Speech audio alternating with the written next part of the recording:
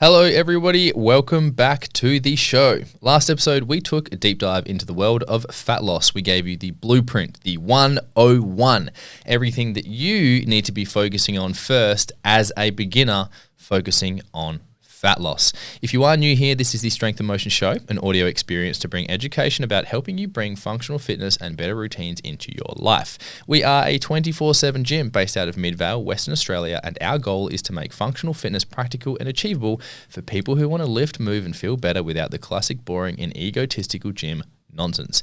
If you do intend on lifting and moving better, well, you better start learning. If you want to get your head around the functional way more, you can start the beginning of our podcast series of episodes 1 to 5, in which we outlay the foundational pillars of movement, nutrition, sleep, and stress. Our YouTube channel is your next destination with lessons and videos curated to further support your understanding on how you can train properly towards your goals. Today, we are diving into the one thing most people misunderstand inside the gym, and that is strength. If you've ever said, I need to strengthen my core, I need stronger glutes, this episode is for you. Even you just want to be stronger and more defined overall, because chances are strength isn't your problem, it's dysfunction. So just like we said in our last fat loss episode, most people skip the foundational stuff. They chase heavy lifts or fix their weaknesses by strengthening them, but it's the wrong approach. And today, I'm going to tell you a little bit more about it. Nav, how you going? Good. Doing well. I'm excited to talk about strength. Strength is, my first business was called Simply Strong. Simply Strong. Yep. Exactly right. And then I was Ideal Motion. Yes. And then now we are Strength and Motion Academy. Woo. So we're going to get straight into it. We're going to talk strength, and we really need to help people identify or understand the difference between strength and muscle. So What is the difference between strength and muscle? So strength, it is actually a neurological skill. Muscle is a metabolic tissue, and they're not the same. And so what we mean by, I think the best way I describe it to clients is when you're lifting heavy, it doesn't feel like your muscle is necessarily fatiguing. It's just your system just can't drive it anymore. You're trying to do a heavy lift and it just stops. Where if you're doing a muscular movement where hypertrophy, it eventually just, the muscle itself, you can feel the tissue burn, the lactic acid builds. Strength is more nervous system, more motor units, more muscle fibers firing at one point, where a muscular tissue, hypertrophy, muscle breakdown, training lactic acid is a repetition that then fatigues it. It gets tired through lactic acid and hydrogen buildup. Yeah, absolutely. And I really like how the way Navar described that, because that's a really important thing to learn as a beginner, is the feeling of strength when you are training strength and the feeling of what muscle building is. Because again, this is why we're bringing this up at the first part of this episode. It's because a lot of people come to us and they say they want to be stronger, but person A, their vision of themselves when they're stronger is them just lifting more things and more effectively. An older individual might come in and their version of stronger is someone that can just get up and down and not fall over. And then a female might want to come in and their version of stronger is more like just more leaner and athletic for them to do the sport that they're trying to do. And so, and also, where it can get slightly confusing is if people have a lower goal, an easier goal, you can actually achieve the goal from building more strength or building more muscle. Yeah. So you could, let's say you wanted to run a 5K. General strength training could get you there. General muscle training could get you there as well. And so you don't have to freak out about nailing the difference between strength and muscle. We just want you to understand. So we want you to really understand the difference between strength and muscle so that you can set the correct goal. That's really what we're getting at. So I use paint a little picture, a little analogy, is when we are talking about strength, we're teaching a muscle how to contract harder. It's more of an electric type experience. You're driving more electricity, I'm putting my fingers up for quotation marks, from your brain and your nervous system into that muscle, and it effectively shines brighter. like a light bulb. So like a light bulb, you can make a light bulb shine brighter by injecting more amperage or more voltage into it. You can drive more power into that. And that's similar to what strength training is like. You're teaching the body how to charge muscles, contract them harder. Yep. When you are trying to build muscle, you're more focused on having a larger light bulb.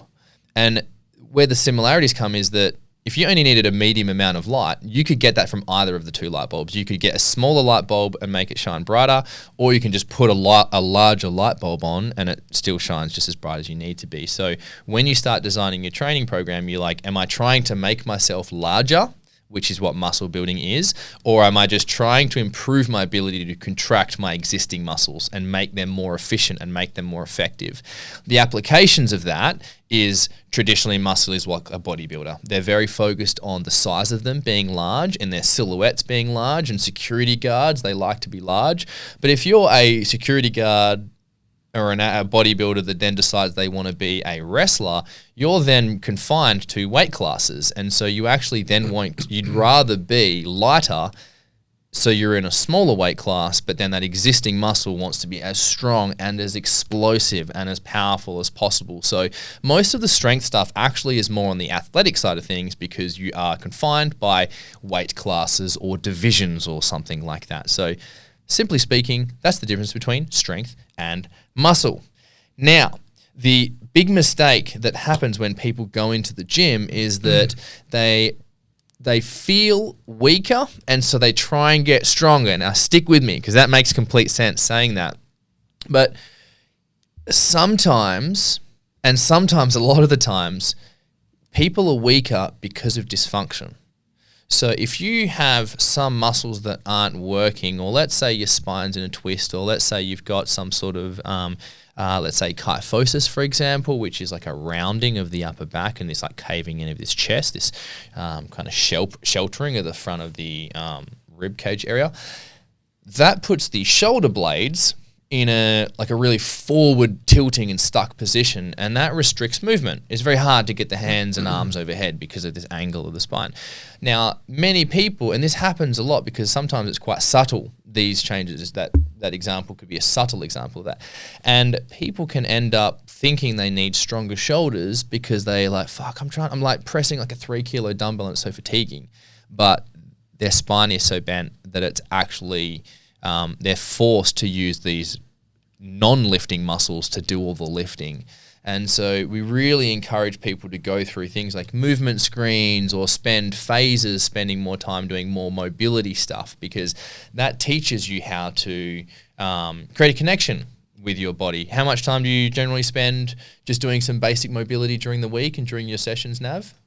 Yeah, so I do mobility before every session, and that normally is 15 minutes. I try not to spend too much time because I keep most of my sessions to about 60 minutes.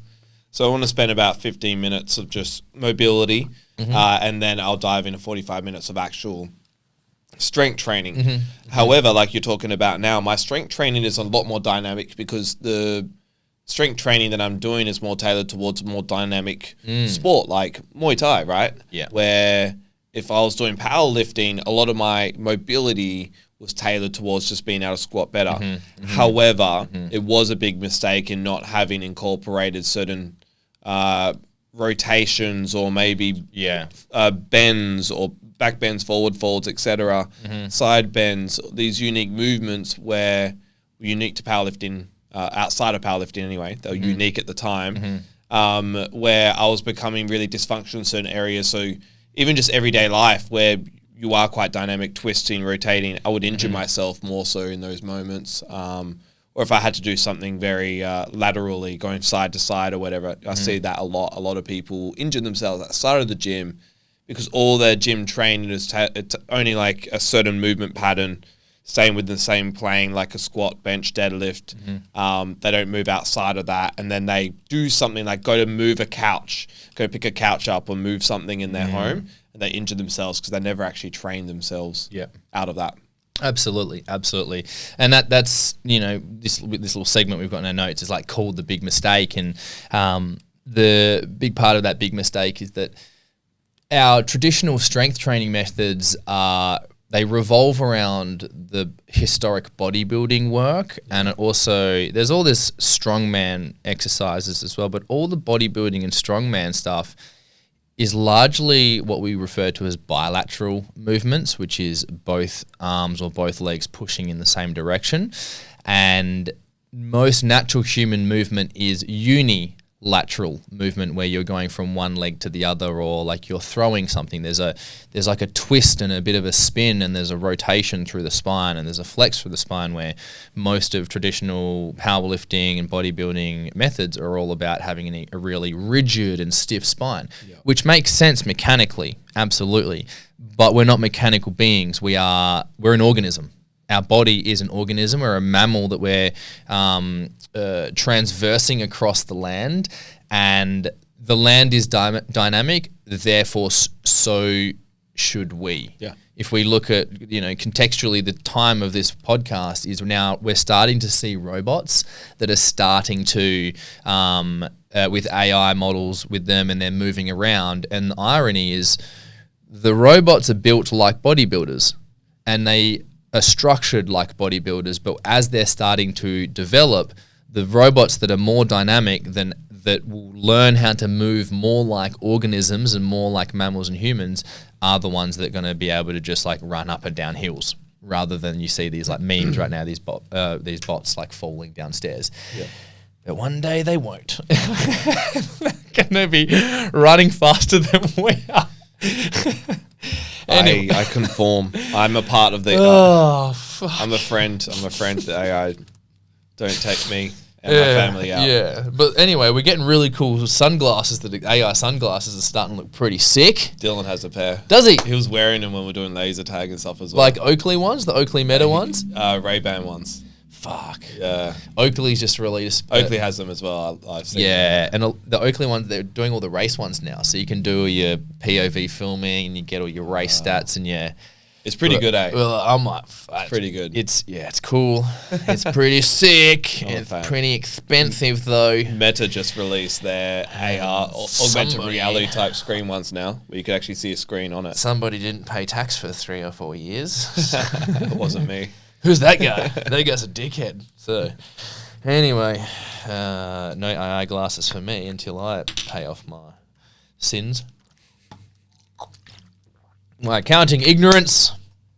The functional strength framework. Yes. We've identified the fact that we're all stiff. We're robotic, and we're just like no match for the athletic robots with their dynamicness. But in the meantime, we can at least enjoy our freedom on Earth with our functional strength framework. And that is very simply 3 simple phases of mobility, stability, and strength. So stick with me. Mobility is range. It's, it's the easefulness of having your hand being able to go up in the air and move overhead. But mobility starts as soft mobility. Soft mobility means I could grab Navarre's arms and like a puppet, I could lift them and move them in all different positions. And that would what we call his soft range or his passive range. But then he would then I would ask him then to do those same movements himself. And they might not be as exact because he doesn't have the strength to maybe pull his arms as far back as I was able to. And that is a demonstration of his active range. It's where his body is strong enough to put itself. So, excuse me, when we start building our bodies for strength, it's actually important that we build our mobility, which is our passive range, first. So we need softness. We do things like stretching, SMR. We use massage. What is SMR? Self-myofascial release. So Yes. using certain tools like a foam roller to massage yourself. Exactly right. That builds passive range. With the hand example, it helps get the arms overhead, where some people struggle with that. If you can't sit cross-legged properly, you could mash all hell out of your glutes or your adductors or something, and you might be able to sit cross-legged smoothly, which is good. That gets you range, but then from there you have to train your body on how to use that range. And so we do things like FRC, gymnastic drills, rehab, breath-led control. What's FRC, Nav? Functional range? Yeah, And yeah. then what's C again? Conditioning. It is just conditioning. It is conditioning, I always think of cars. Cars are... Capsular articulation or reticulation. Yeah, or yeah. something, Capsular articulated rotations. Yeah, yeah. So FRC is just really a protocol, but hopefully you guys understand what I mean by internal rotation, external rotation, flexion drills, extension drills.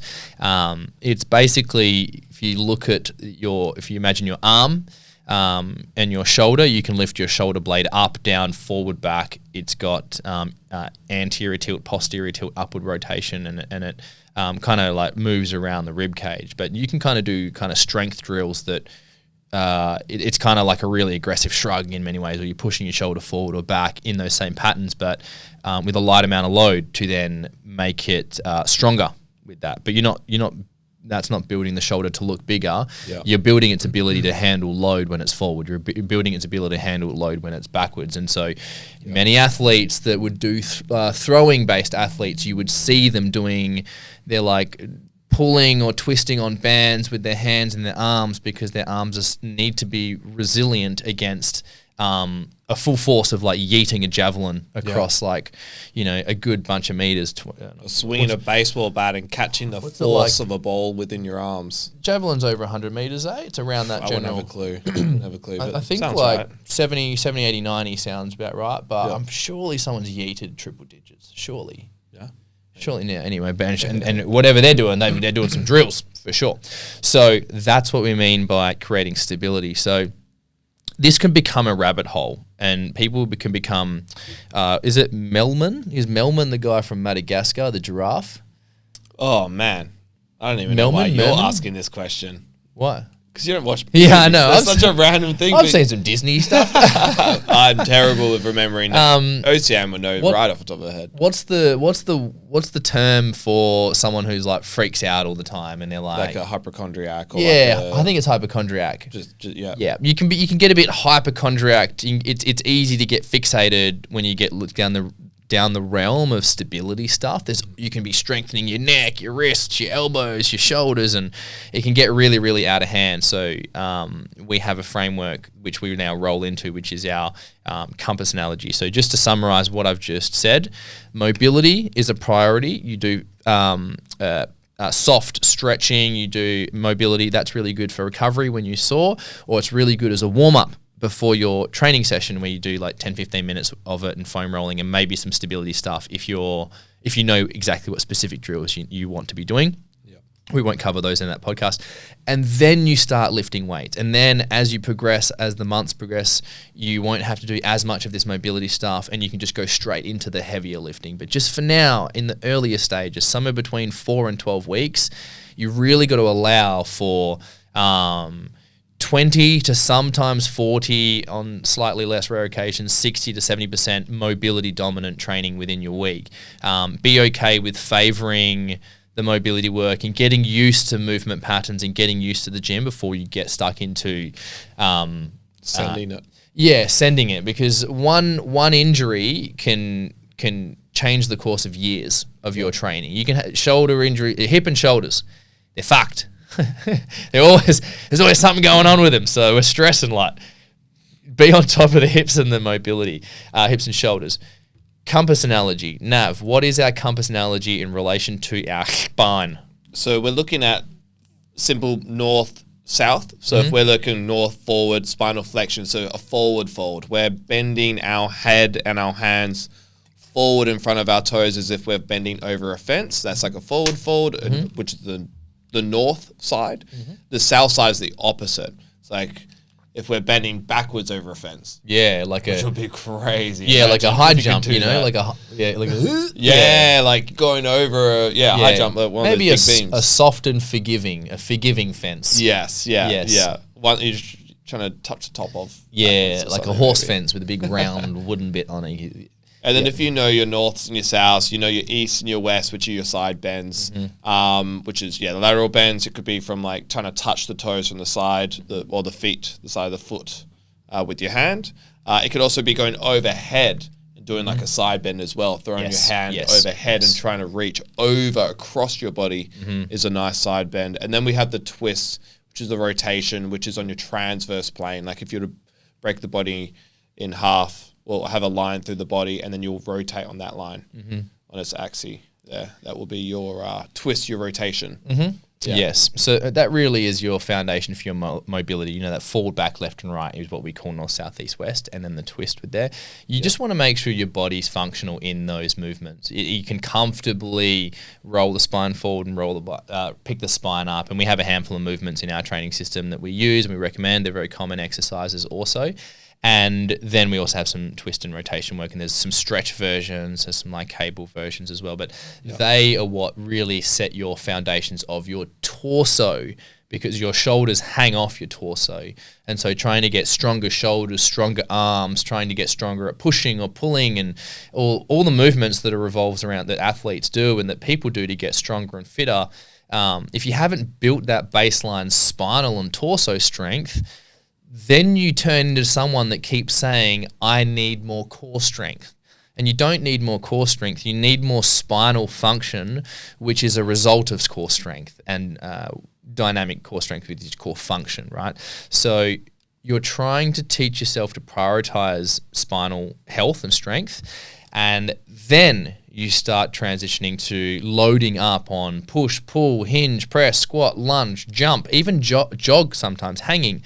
These are the classic movements if you are familiar with things like bench press, squats, deadlifts, lunges, sled work, pull-ups, calisthenics works, really anything, all of your strength work. But the common patterns that we always see in the gym are what we discussed and what are covered in our foundational podcast episodes, episode 1 to 5. From there, movement from our movement first approach, we then now think within the gym, build density before heavy. Yes. So this is muscle density. I just started using this word a lot. I haven't been using it a lot, but muscle density is both a small amount of muscle fibers. So we are doing a little bit of muscle building training, but we're also doing a little bit of strength training. So instead of being like purely muscle building or purely strength training, we're kind of hovering in that kind of middle range, that safer range, where it is training that, we're selecting weights and we're selecting the amount of repetitions, which is commonly around the 8 to 12 mark, with like a 75 to 80% loading of your 1 rep max. So like reasonably heavy. That stimulates you in your early phases to still build a little bit of muscle, but build good quality, stable movement patterns. And as you do that, you will build confidence in your body, and then you can start going into lifting heavy.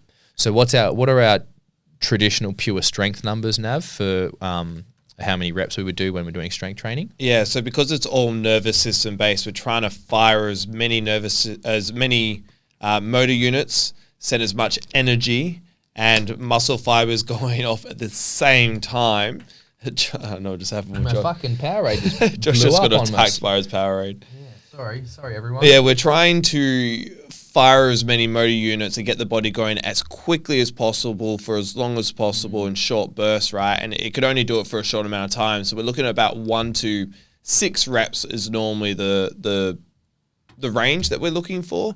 And then the higher reps, the 8 to 12, like Josh mentioned, is the hypertrophy, the muscle building, which is what Josh is calling the muscle density. Muscle density, yes.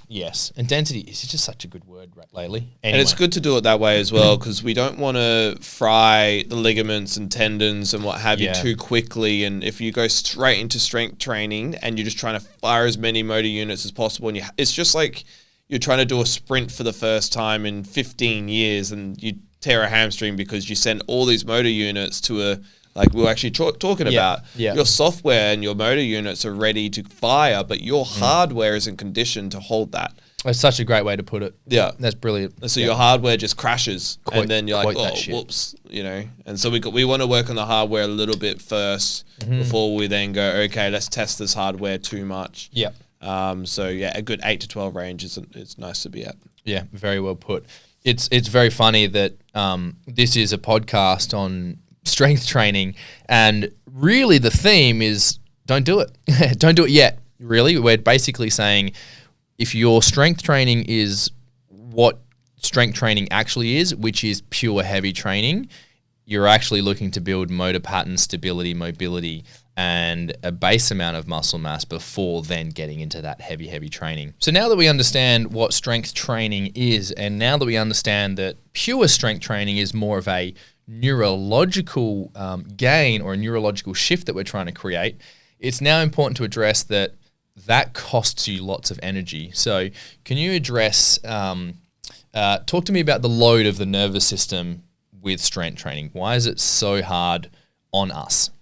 Well, firstly, it isn't just hard in the gym, it's demanding outside of the gym too, because of, like you mentioned, the demand on the motor units, the amount of energy that we use and the amount of muscle fibers that fire as we do strength training. It's just so taxing on us. To give you context, when you do hypertrophy training, which is your 8 to 12 reps, right? It takes about 45 seconds for like 90% of that lactic acid that build up to reduce. Right, 45 seconds to reduce 90% of that lactic acid buildup, right? It can take up to 3 minutes just for our nervous system to get back like 85% of what it just did. And that's because the amount of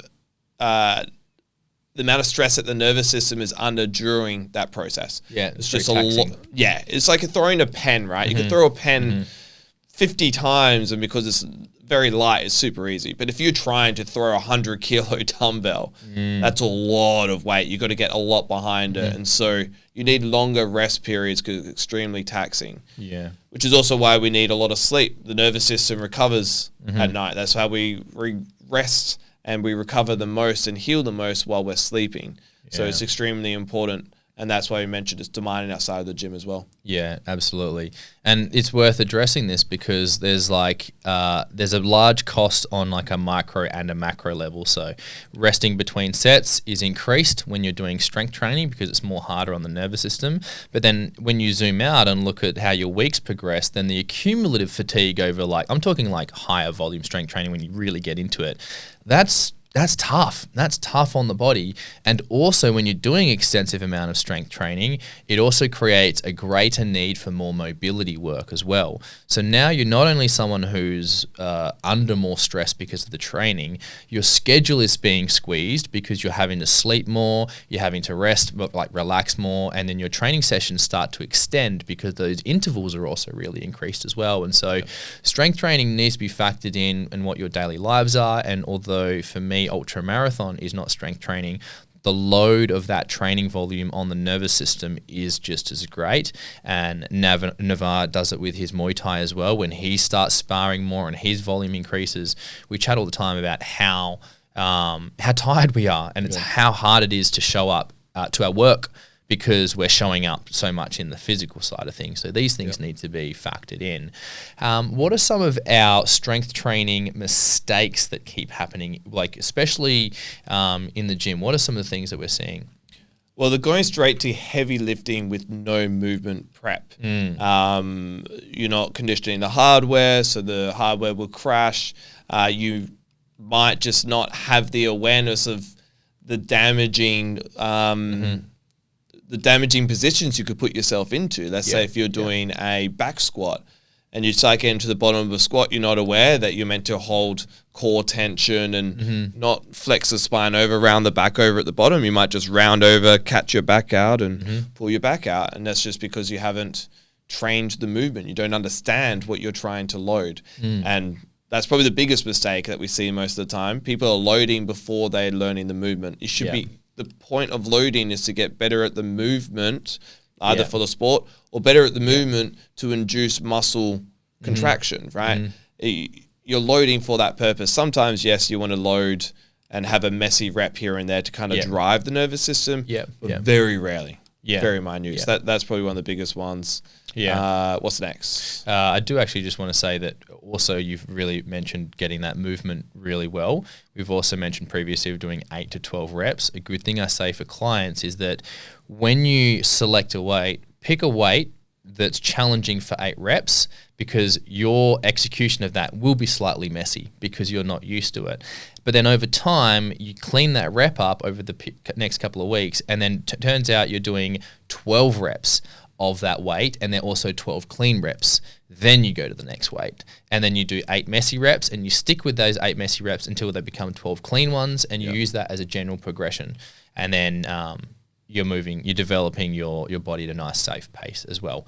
The next one from that is thinking core is just planks and crunches. And so the body is more dynamic the torso is a lot more dynamic and the obliques are just big. They're bigger than the hot cross bun abs that we like to kind of see and talk about, which are revolved around crunching. But the obliques have more diagonal fiber, which means they're more involved in rotation, which means not only should you be doing more rotation work because the obliques are a larger muscle and need that stimulus, they also have more of an impact on our total stability and our movement and our ability to be more human, because all of our movements are more single-legged unilateral, involve rotation. Rotation is very important in core work. Yep. Next one, Nav. Not doing any mobility or stability work is a problem. We're not just training to be good in the gym, unless you're training to be a powerlifter. But even then, if you're a powerlifter, you're still a human being with demands on a day-to-day basis. And I think focusing purely on a certain aspect of training and lifting and movements without the dynamicness of mobility or stability work, where you might be focusing on new range of motion or short range of motion, more stability, maybe it's a massage, these little things that do help the system recover and heal and move more effectively, dynamically in ways that we need to day to day. And also, if you're trying to squat, if you're constantly squatting, you don't do any mobility work during your hips or through your hips, you might have hip issues over time by just overbearing them and overworking them without creating any new mobility or stability that's going to create balance through that as well. So that's very important. Yeah, very well put. And that kind of segues into the last point here, is that there's too much bilateral stuff, or what we also refer to as sagittal plane work, and then not enough of this rotational single leg unilateral work. So if you are someone who, let's say you've got experience and you're listening to this and you've got experience training, especially things like powerlifting programs, where traditionally you have 2 halves to your program for the day, where the first half is some the first half is your heavier compound strength work, and then the second half of your workout is your accessory work, where you do more lighter cable, dumbbell stuff, whatever. If you are someone who is wishing to transition to more functional stuff and figuring out how to do that, a simple way you can do that is stick with your existing powerlifting stuff that you are familiar with, and you can keep doing that. But instead of going to your traditional bicep curls or trap 3 raise or whatever random accessory exercise you used to do, start learning and introducing new unilateral and rotation and functional and mobility exercises, and that way you can still feel safe enough to stick with the progress that you feel like you've been making, but you've got this space within your programs to start developing the skill of becoming more functional, becoming more natural, becoming more athletic, without just ditching one program and jumping to your next program. So that's a really good way to do it. And that helps that last mistake of not having any unilateral and rotation work in your program. So look, we want to give you some advice to make sure you know what to do, because we're really at the tail end of our podcast. So here's your simple starter plan to get stronger functionally and safely. So you are strength training 2 to 4 times per week, depending on who you are, where you're at, and where you are in your journey. If you are a complete beginner, then your strength training is actually more foundations and general movement building. If you're an older individual, it's the same thing. You're looking to get repetitions in to get strength up. But then if you are familiar with strength training and lifting, then you can go into some slightly higher volume stuff, but making sure that you're factoring time to still get these functional exercises and these extra movements in. Number 2, Nav, what is that next thing we want people to be focusing on? Their movement patterns, not the muscle groups. You're trying to train the nervous system and the body to move through patterns. And so you're choosing a specific pattern, whether it's a squat, deadlift, or whether it's a rotation, a lunge, or overhead press, whatever it is, you're trying to focus on that movement, and you're choosing reps and tempos that's going to help you get better at that movement, and then you load it. Exactly right. So if people ask you, what are you training today? Traditionally, people would say, I'm doing chest and bis, I'm doing quad day, I'm doing leg day. Instead, we want you to be replying with, I'm doing horizontal push, horizontal pull, or I'm doing hinge and jump day. And that way, your mindset is really focusing on these movement patterns. Number 3 is integrate or pair your strength days with mobility work. So we love doing some soft tissue, some foam rolling stuff at the beginning of the workout, and then either transitioning into some more weighted mobility, some more kind of gymnastic drills, FRC drills that we've mentioned, or even having those as your accessory work at the end of your program. Again, there's many ways to design your program, and that's part of the fun part of training, but making sure that the mobility work is just in there somewhere. Number 4, add one rotation movement every day. So a twist, a side bend, a rotate.